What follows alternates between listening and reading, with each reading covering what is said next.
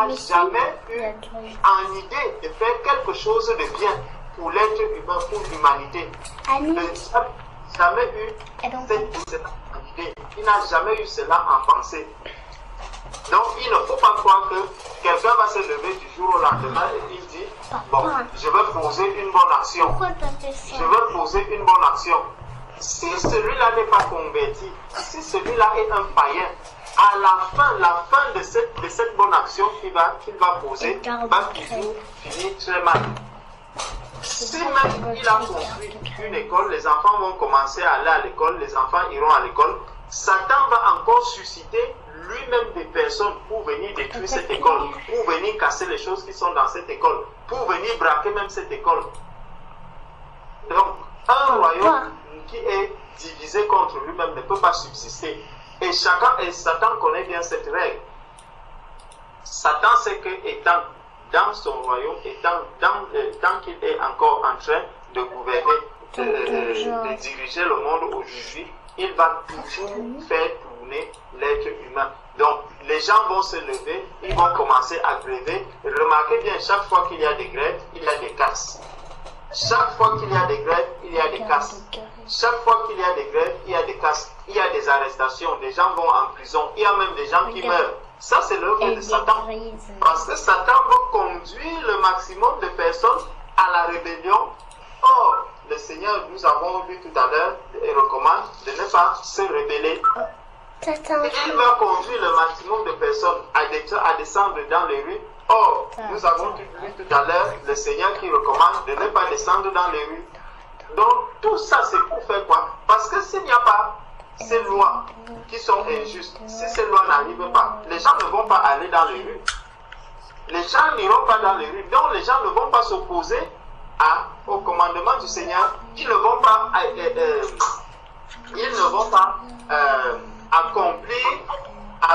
accomplir cette œuvre mauvaise qui vient du diable. Donc, il faut absolument que ces lois injustes puissent être votées. Il faut absolument que cette injustice, puisse être faite dans le monde pour que le malin vienne blasphémer la parole de Dieu, pour que la parole de Dieu soit blasphémée, et que ça, parce que ça c'est quoi? C'est que le Seigneur nous a justement, quand il nous dit ici que et les personnes entendront personne n'entendra sa voix dans les rues. Ça veut dire que si on entend la voix de quelqu'un dans la rue, en fait, c'est un signal que nous devons comprendre que c'est un enfant du diable, c'est un enfant de Satan. C'est l'enfant de Satan qui descend dans la rue pour se mettre à crier, pour se mettre à gronder, pour se mettre à faire tout ce tapage que les gens font dans les rues. Donc, lorsque le chrétien s'engage sur cette voie, si le chrétien s'engage dans ce mouvement, en fait, nous devons prier pour qu'il se répande. Nous devons prier pour qu'il demande pardon à Dieu. Nous devons prier pour que son cœur soit ouvert à la vérité. Et si nous rencontrons un chrétien, prenons ce verset de Matthieu 12, verset 19 et lisons-le. L'esprit de contestation ne vient pas de Dieu. Et c'est comme ça dans tout ce que nous faisons, hein. Même dans le lieu de travail, le Seigneur nous demande de ne pas contester. L'esprit de contestation ne vient pas de Dieu. Si quelqu'un conteste, nous devons prier pour lui, même quand c'est un chrétien. Donc, le Seigneur nous apprend donc au travers de tout cela que si quelqu'un conteste, nous devons comprendre. Soit c'est un enfant de Dieu qui est rebelle, si ce n'est pas un enfant de Dieu, c'est un enfant du diable. Et toutes les lois qui arrivent sont des lois qui sont celles du malin, et ces lois-là, nous devons soit nous comprendre. En fait, c'est le monde, ça c'est juste une confirmation de ce qu'est le monde et de celui à qui appartient le monde.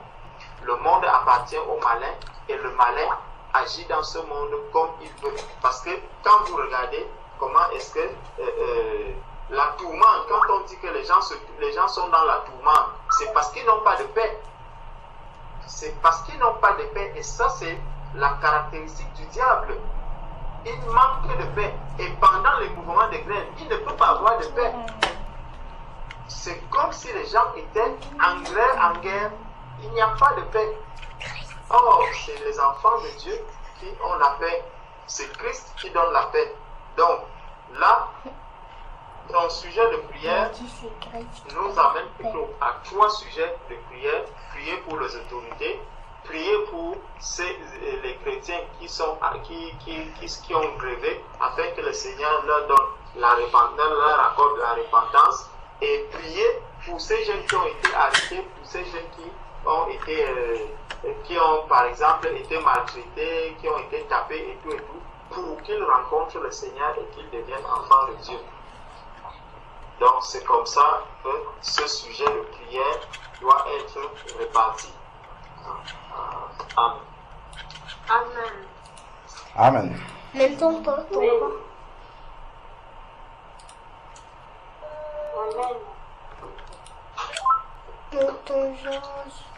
Donc on va prier pour ces 3 sujets.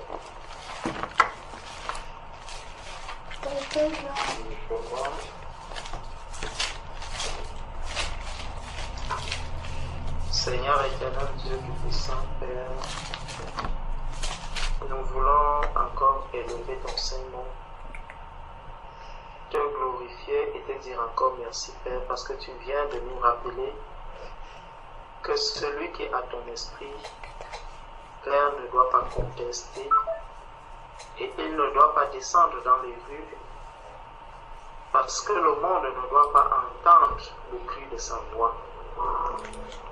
Père, merci pour cet avertissement que tu nous donnes. Merci pour ce message que tu nous accordes encore aujourd'hui. Merci pour ce rappel de ton amour. Père, nous te prions pour toutes ces autorités, Seigneur Dieu Tout-Puissant, qui votent les lois qui sont injustes. Père, nous savons que toute autorité vient de toi.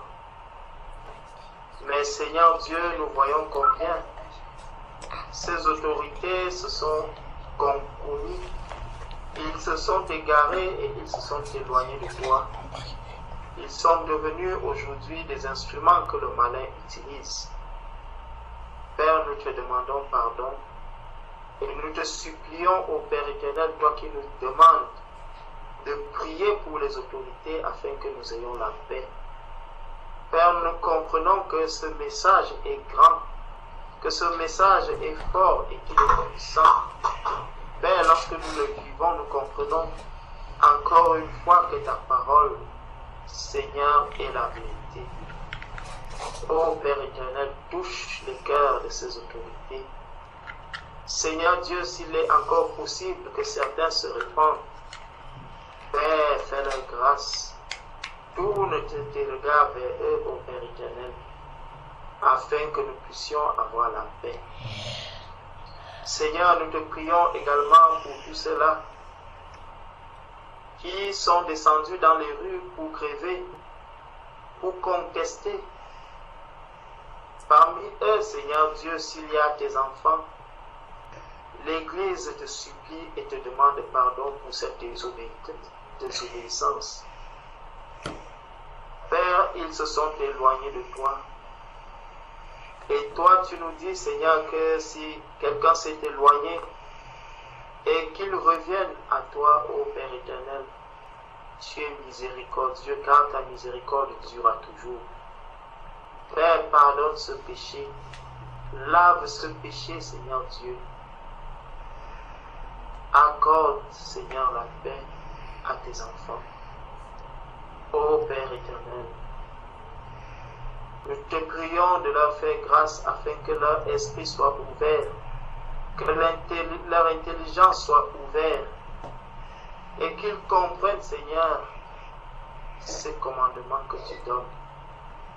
Père, s'ils ne l'ont pas encore entendu, toi-même guide-les, conduis-les, Seigneur Dieu, afin qu'ils puissent lire cela dans ta parole et que leur cœur soit prêt à l'accepter. Père, pour tous ceux-là qui ne te connaissent pas encore, ô Dieu, nous te supplions de faire grâce, afin que, Seigneur, tout ce qui est en train de se passer, qu'ils révèlent dans leur cœur, qu'ils connaissent le bien. Père, qu'ils se tournent vers celui qui est le bien, vers celui qui fait le bien, vers celui qui établit le bien. Celui-là, c'est Jésus-Christ.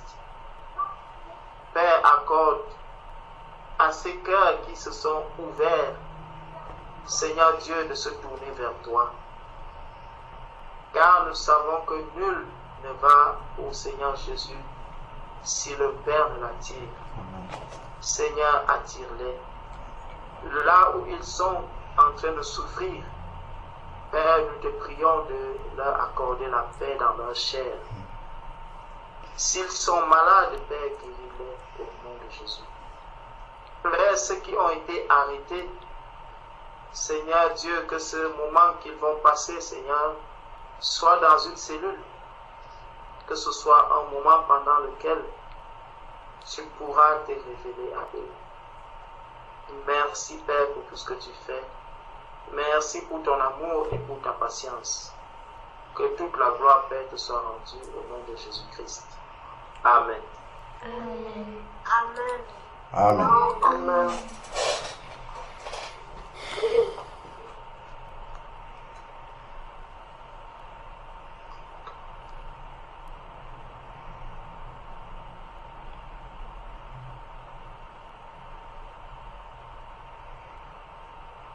Sœur Claire, tu avais une autre question par rapport à ça?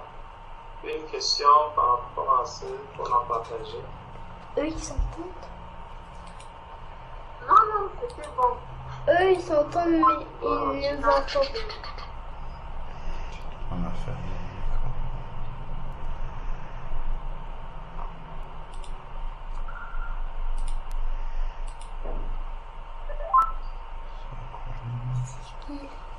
Donc, pour ceux qui n'étaient pas encore là, la sœur Claire nous a donné un sujet de prière.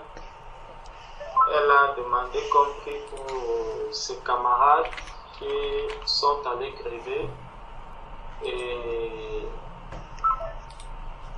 la police est venue intervenir. Donc, il y a certains qui ont été soit blessés, certains ont été blessés, d'autres se sentent mal, d'autres ont été arrêtés.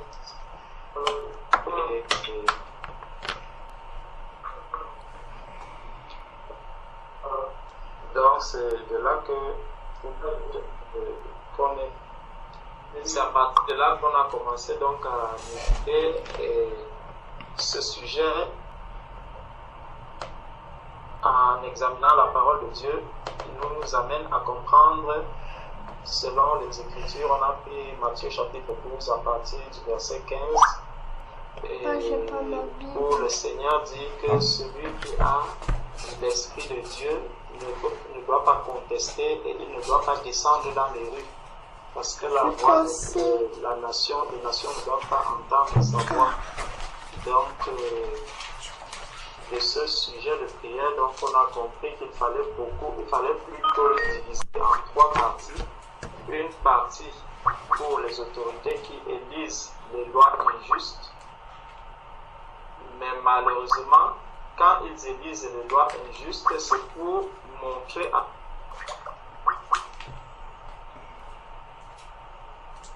ça.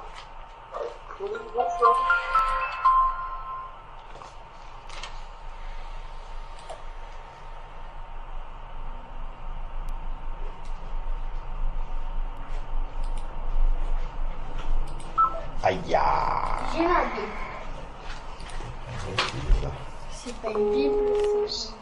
Les enfants du diable sont donc des enfants du diable et que les lois viennent aussi du diable. Marc chapitre 3 verset 24 nous dit qu'un royaume est divisé Papa, contre ça, c'est ne ma peut Bible. subsister. Or nous savons que le diable est encore sur la terre et donc tout ce qui est en train de se passer, nous comprenons simplement que ce n'est qu'un jeu que le diable organise. Donc, il permet de construire des choses et il donne encore les moyens à ceux qui les ont construits de pouvoir les casser et de les détruire. Donc, si les enfants de Dieu ne font pas attention, ils peuvent se retrouver dans ces mouvements et être emportés par les œuvres des ténèbres. Donc, c'est pour ça que nous devons faire attention. Donc, ça nous a permis d'avoir plutôt 3 sujets de prière. Un sujet pour les autorités, un pour ceux qui ne connaissent pas le Seigneur, qui se sont lancés dans ce mouvement, et ceux qui connaissent le Seigneur, qui se sont aussi lancés dans le mouvement. Eux, on devait prier pour la repentance. Pour les autres, c'était pour la conversion aussi. D'accord. C'est le sujet qui nous a conduit à ce partage. Amen. Amen. Bonsoir à tout le monde. Que Dieu vous bénisse abondamment. Bonsoir les frères. Bonsoir, Sœur Ingrid. Bonsoir, Sœur Ingrid. Que Dieu te bénisse. Pourquoi je n'apparais pas, le groupe n'apparaît jamais dans mon écran, donc je ne savais même pas si on était. C'est qui qui apparaît? Donc, je suis obligée d'appeler n'importe où là pour voir si. Donc voilà, je suis désolée si je me connecte tard, c'est parce que je ne savais pas si ça avait commencé depuis, j'essayais de regarder, je ne voyais pas. Donc c'est pour ça que j'ai appelé chez la sœur Adèle. C'est parce que je t'avais envoyé l'invitation, mais tu n'avais pas accepté mon invitation. C'était à quelle heure? Je n'ai pas vu. Ça fait longtemps. Et comme quand je lance l'appel, je n'ai pas encore ton contact, donc je ne peux pas t'appeler. Quand je t'appelle, on me demande simplement de te renvoyer l'invitation. Il y a beaucoup de personnes comme ça, même la sœur Chantal, je ne peux pas l'ajouter parce que elle n'a pas encore accepté mon invitation. Ah, frère, c'est parce que je ne connaissais pas l'utiliser. Je vous avais dit que c'était difficile pour moi. C'est le frère Stéphane qui m'indiquait par téléphone comment utiliser, parce que je n'avais jamais utilisé Skype. Attends, alors je t'envoie encore une invitation comme ça.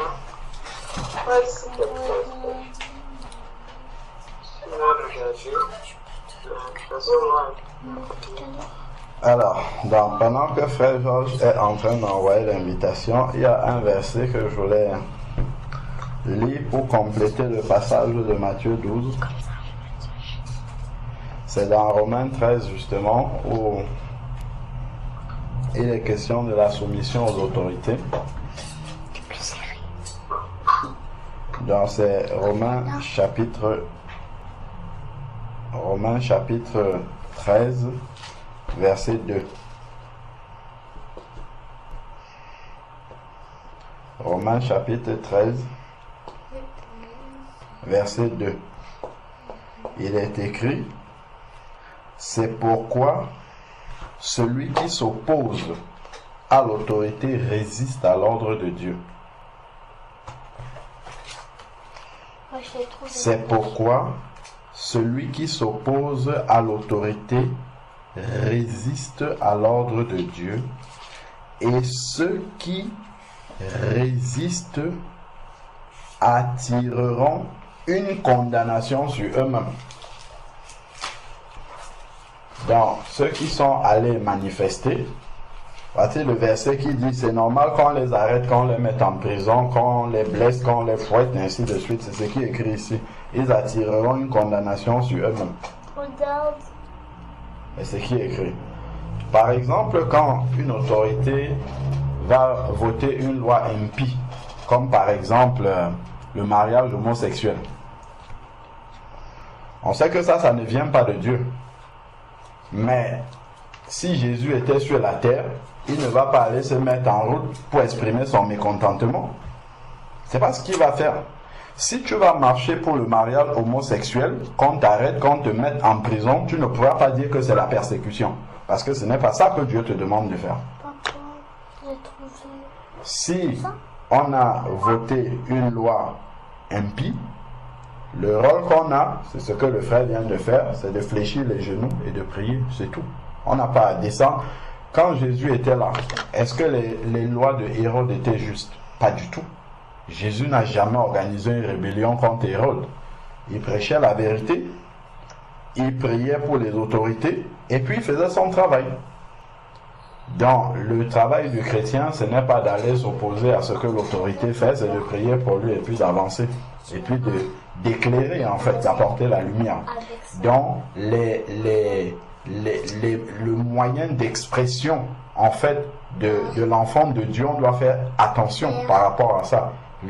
Parce que justement, si on a un moyen d'expression qui est inapproprié, même si on dit la vérité, même si on est dans la vérité, comme par exemple le mariage homosexuel dont je parle, si on est dans l'expression, je sais, il y a beaucoup de chrétiens qui ont défilé ici à Paris, hein, lorsqu'il y avait justement la loi contre le mariage, la loi du mariage pour tout ce qui est sorti, il y a une grande marche qui a été organisée par les païens, et il y a un groupe de chrétiens qui se sont, pas un groupe, des groupes, il y a des chrétiens qui sont arrivés de provinces et même d'autres pays. Il y a des bus entiers qui sont venus pour aller marcher. Mais si maintenant la police vient pulvériser des gaz lacrymogènes, exemple, sur les manifestants, est-ce qu'ils vont distinguer qui est chrétien, qui ne l'est pas? Ils pulvérisent tout le monde. Et si maintenant, toi, au milieu de cette foule-là, il t'arrive un dégât corporel, ainsi de suite, est-ce que tu vas te fâcher contre Dieu en disant, oui, j'étais allé défendre, Dieu ne nous a pas envoyé de défendre sa volonté de cette manière-là? Pas du tout. Du tout, du tout. Donc, l'enfant de Dieu a un moyen d'expression de la justice de Dieu qui n'est pas celui des païens. Les païens n'ont pas un autre moyen de manifester leur mécontentement que d'aller se rebeller dans la rue. Ben, nous, on a, par exemple, un païen n'a pas un autre moyen d'expression par rapport à son ennemi que de lui rendre l'appareil. Si l'ennemi lui a fait du mal, comme c'est souvent le cas, ben, il rend par le mal. Par contre, un enfant de Dieu, c'est pas ce que nous on va faire. Si l'ennemi vient et nous fait du mal, nous on va prier pour lui. Ben, de même, l'autorité qui a voté une loi, on sait bien qu'elle n'est pas de Dieu.